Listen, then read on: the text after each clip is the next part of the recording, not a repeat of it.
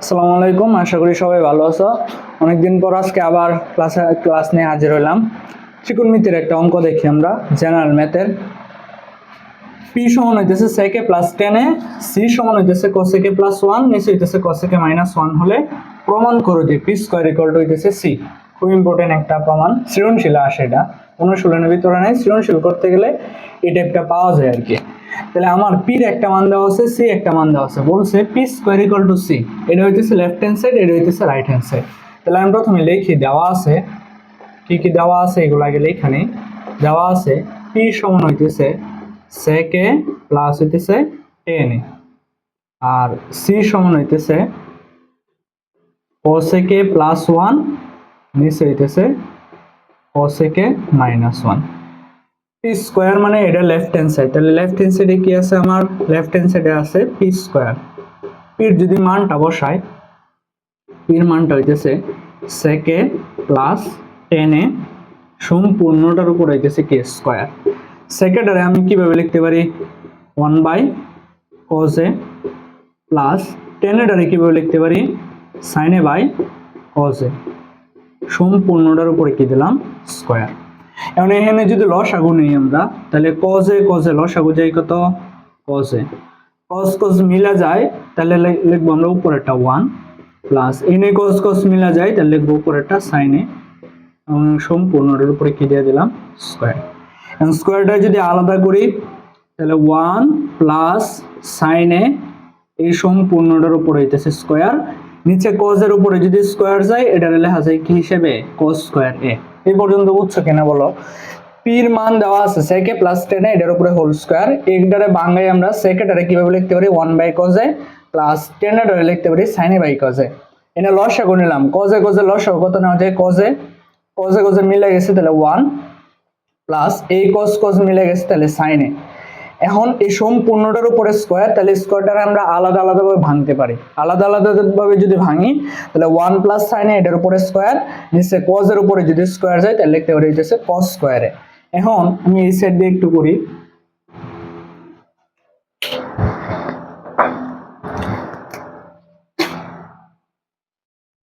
One plus sin a whole square, এটারও 1 plus sin a whole স্কয়ারে রাখলাম। আর নিচে cos স্কয়ারে এটারে যদি আমরা লিখি, তাহলে 1 মাইনাস কি লেখা যায়? sin স্কয়ারে। এখন 1 plus sin a whole square মানে কয়টা 1 প্লাস sin a আছে? দুইটা, তাহলে 1 plus sin a into 1 plus sin a। আর নিচে যদি সূত্র ফলাই আমরা, এটা যদি a স্কয়ার ধরি, এটার উপরে স্কয়ার দেওয়া যে কথা, না দেওয়া কি কথা? a square minus b square, কি সূত্র পড়ে? a প্লাস b ইনটু হইতেছে a মাইনাস b। আচ্ছা, এখন যদি কাটাকাটি করি, 1 plus sin a 1 plus sin a কাটা, তাহলে উপরে থাকতেছে 1 প্লাস sin a, নিচে থাকতেছে 1 মাইনাস sin a। আচ্ছা, এখন আমি এই পর্যন্ত আইসে সেটা পরে কি করব দেখো। আমারে কিন্তু প্রমাণটার ভিতরে বলছে P square equal to C, তার মানে আমার পি স্কয়ার থেকে সি এর মানটা বের করতে হবে। সি এর মানের ভিতরে দেখো তো cosec আছে প্লাস 1, নিচে cosec মাইনাস 1, এনে আছে sin, আমার যাইতে হবে cosec। sin এর সাথে cosec এর একটা সম্পর্ক আছে, কি সম্পর্ক? বিপরীত সম্পর্ক। তাহলে এই sin এর দ্বারা আমি কিভাবে লিখতে পারি? 1 বাই cosec লেখা যায়, যেহেতু sin এবং cosec পরস্পর বিপরীত। 1 মাইনাস এই sin এর আমরা কিভাবে লিখতে পারি? 1 বাই cosec a। এখন আমি যদি উপরে লসাগু নেই, তাহলে লসাগু কত নেওয়া যায়? এই যে এইটুকের ভিতরে cosec এর লসাগু নেওয়া যায়, তাই নিলাম cosec এর লসাগু। cosec এর সাথে 1 গুণ করলে হইতেছে cosec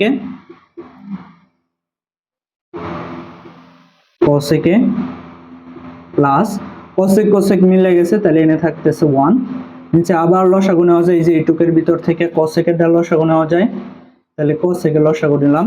cosec এর সাথে 1 গুণ করে দিলে হইতেছে cosec মাইনাস cosec মিলে গেছে, তাহলে থাকতেছে এনে 1।